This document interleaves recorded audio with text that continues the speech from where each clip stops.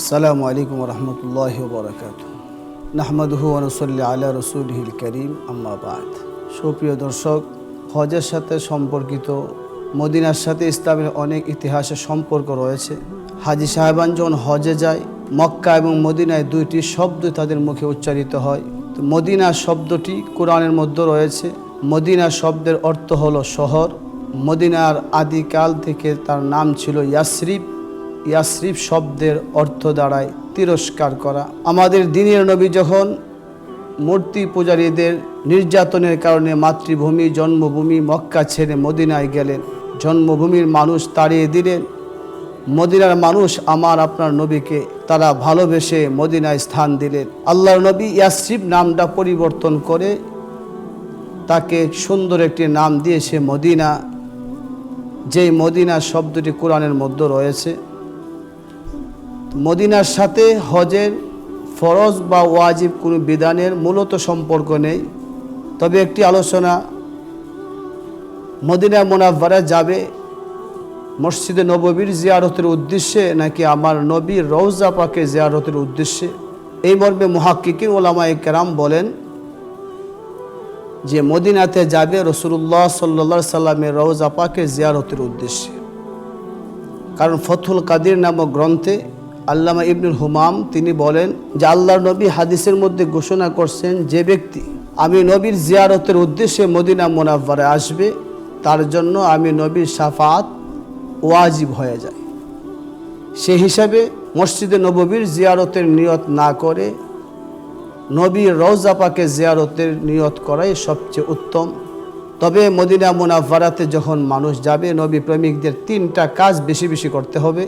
প্রথমত ইত্তেবায়ে সুন্নাহ, নবীর সুন্নত মতো মদিনায় সময়টা কাটাবে, কোনো কাজ যেন সুন্নতের বাহিরে না হয়।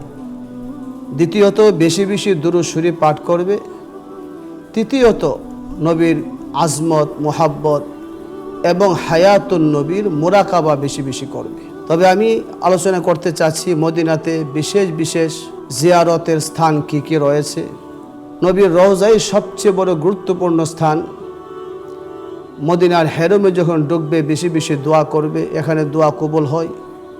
সবুজ গম্বুজ যখন নজরে পড়বে তখনও বেশি বেশি দোয়া করবে, দোয়া কবুল হয়। মুওয়াজাহাতুর রাসূল অর্থাৎ রাসূলুল্লাহ সাল্লাল্লাহু আলাইহি সাল্লামের রওজার পাশে যখন বড় যে ছিদ্রটি রয়েছে, ওই ছিদ্র বরাবর আমার নবীর চেহারা মোবারক, ওখানে দাঁড়িয়েও দোয়া করলে সেই দোয়া কবুল হয়। তাছাড়া একজন নবী প্রেমিক হিসাবে মদিনাতে যাওয়ার পরে মদিনার কিছু ইতিহাস, ঐতিহাসিক স্থান রয়েছে যেগুলো দেখলে জিয়ারত করলে নিজেদের ঈমান তাজা হবে।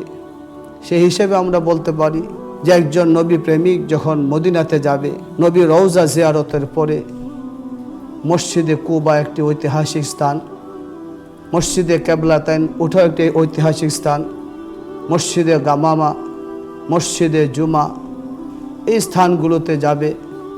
এবং আরেকটি ঐতিহাসিক স্থান রয়েছে শুহাদায়ে উহুদ, যেখানে সৈয়দুশ শুহাদা হজরতে হামজা রাদিয়াল্লাহু তাআলা আনহু সহ 70 জন শহীদ যেখানে শুয়ে আছেন, তাদের সমাধিতে জিয়ারত এবং সালামের উদ্দেশ্যে যাবে।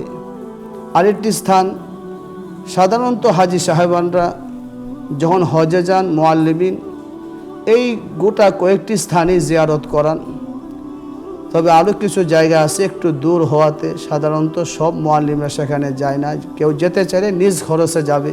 বীরে আলী আছে জুলহুলাইফার পথে, বীরে মাউনার একটি স্থান আছে, বদরের প্রান্ত, ওখানে মদিনা থেকে একটু দূরে যারা হজে যাবে মদিনায় যাবে, যদি সম্ভব হয় নিজ খরচে হলেও বীরে মাউনা, যার সাথে ইতিহাস একটি জড়ে আছে, পাশাপাশি বীরে আলী এবং এই বদরের প্রান্তে যদি সম্ভব হয় হাজী সাহেবান জিয়ারতে যাবে। এর সাথে নিজের ঈমান তাজা হওয়ার সম্পর্ক রয়েছে। আল্লাহ তাআলা আমাদেরকে এইভাবে মদিনার আদর্শে আমাদেরকে আদর্শবান হওয়ার তৌফিক দান করেন। আমিন।